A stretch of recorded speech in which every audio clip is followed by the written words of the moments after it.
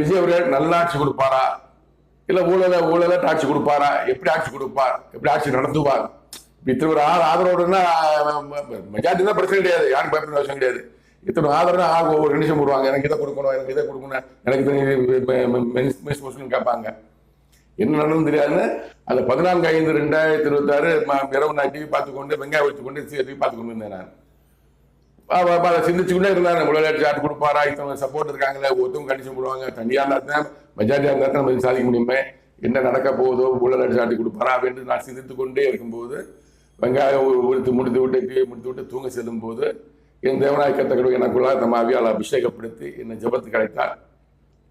அன்று என் தேவநாயகத்தை கடவுள் என்னக்கூடிய திருக்க தரிசனத்தை உலக ஜனம் தெரிந்து கொள்ள நான் கூறுகிறேன், கேளுங்கள்.